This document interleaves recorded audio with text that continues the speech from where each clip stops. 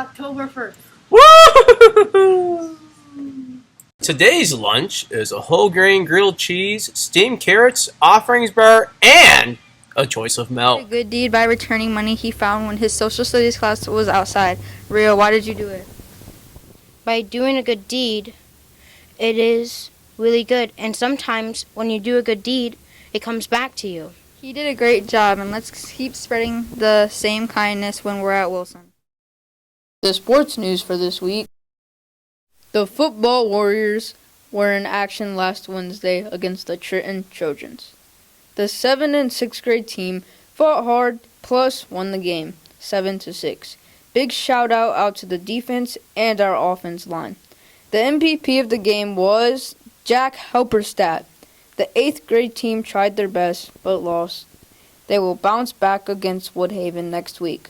Go Warriors! Games on Monday were undefeated for 7th and 8th grade, but Wednesday's was a scrimmage. For boys cross country, in 4th place there were Jackson Blum, Connor Ball, and Gavin D. For girls' 4th place there were Eleanor Grant, Laurel Harris, and Alina Reinberg.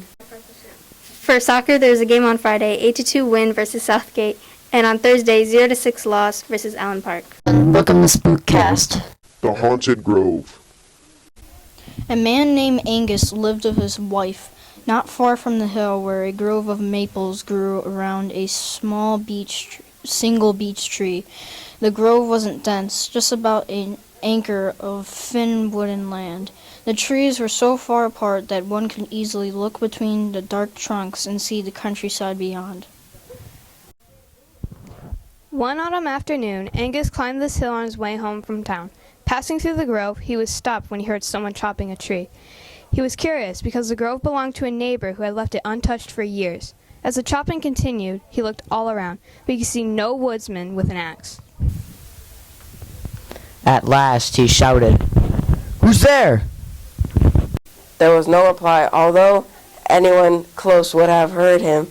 The chopping ceased for a few moments, but as his shout died away, it began again. Puzzled, Angus returned home, but did not say anything to his wife. By the time he was safely in his kitchen, he had put the event out of his mind. A few days later, after he was on the same path when he heard the same noise. Again he saw no one, but this time he told his wife and friends what had happened. Many of the townspeople went to the grove in groups or alone, but they heard nothing. They searched the little wood but found no wood chips or cut trunks.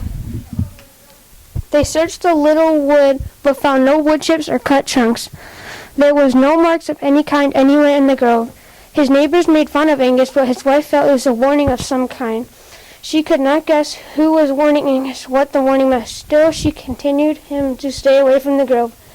But Angus was stubborn. He ignored both his neighbors' laughter and his wife's advice and continued to walk near the wood. When he was alone, he always heard the mysterious axe at work, but when he was with someone, the axe was silent. Weeks sped on and brought winter and a heavy snowfall. The snow that drifted over roads and fields did not clog the grove. The trees protected it from the drifts. Now Angus would always use the grove as a shortcut from town to his house. He told his wife with grim humor, "The man in the woods seemed pleased I go that way. His chopping is louder and faster than ever." His wife just begged him to avoid the grove. And again, Angus ignored her advice. He continued to walk twice a day through the grove. Every day the axe chopped more loudly, but Angus had grown quite used to it. Late one afternoon, his neighbor, the owner of the grove, went with his sons to chop down the lone beech tree among the maples. The tree had died some time before. It was only fit for firewood now. As they began to chop, one of the sons said, "Wouldn't it be a laugh if we are cutting down the very tree that Angus's ghost has been working on for so long?" Soon the tree was swaying and shivering as if it was all but ready to fall. That evening, Angus crossed the grove as usual, hearing the familiar chop, chop, chopping. But it was not the mysterious woodsman this time he heard. His neighbor's axe had delivered the solid strokes he had heard. I turned off the mic by Now Angus had cut trees all his life, and he recognized the sound of the stroke when a tree-cutting task is all but done. But he thought this was only more gobbling trickery, so he paid no attention. He calmly continued on his way. Suddenly his blood froze as he heard his neighbor's voice cry, "Angus, look out, man." The man's son caught up the cry. There was noise everywhere. The crashing of branches and the rushing of feet mingled with more warning shouts. Poor Angus fell with the enormous tree upon him. When at last the burden was removed and his crushed body carried home, there were men who heard inhuman laughter among the trees.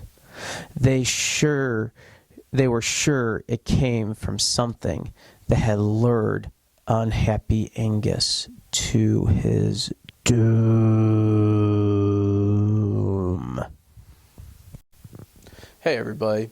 So hopefully you enjoyed that wonderful short story that my students have just read. It's part of our broadcasting class. And if you're interested in more short stories, I got this actually from the LRC. It's called A Terrifying Taste of Short and Shivery Stories. And this was by Robert D. Sansucci? Anyways, ask the librarian and he'll tell you all about it. So get a book, guys, keep reading, and you'll see more of these as October continues. Hey, and here are some public service announcements from the Wilson Video Crew. PBIS Rewards will be launching October 11th. We are using a new reward system to track your points. What used to be called Bear Bucks is now being referred to as Warrior Points, and they'll be kept in your electronic Warrior wallet. Think Capital One, what's in your wallet. Your classroom teachers will be instructing you on how to set up your account on PBIS Rewards soon. Your reward points will be redeemable in the Warrior Closet School store for items such as clothing, books, school supplies, treats, and more. Our first quarterly challenge will end on November 5th. Follow our expectations. Be kind, be safe, be respectful, and responsible. To qualify for quarterly rewards, the first reward will be Poppin'. Don't forget, next week is Spirit Week. Monday is PJs, Tuesday is USA, Wednesday is Neon Day, Thursday is House Colors. If you don't know your house color, ask your teacher, and Friday is Wind Out Spirit Day, and the prize is to be determined. On October 7th, we will be doing a cookie sale for PBIS Kids Club after school in the Commons. Cookies will be from Joe Brighton and cost $1 each. If you're missing any items, check the Lost and Found. Hey, guess what? Here's our first Halloween mystery puzzle. Up on the board, you'll see some thumbprints. You have to figure out which thumbprints match the thumbprint at the top. Have your teachers email me these answers as soon as possible. Again, I will not accept any answers past 8:05. Let's start the music. Da da da da da da da da da da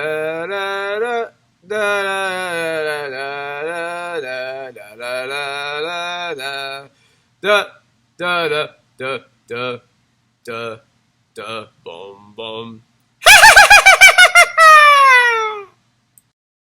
And those are your morning announcements. Have a great day. And now, let us stand for the Pledge of Allegiance. I pledge allegiance to the flag of the United States of America and to the republic for which it stands, one nation, under God, indivisible, with liberty and justice for all.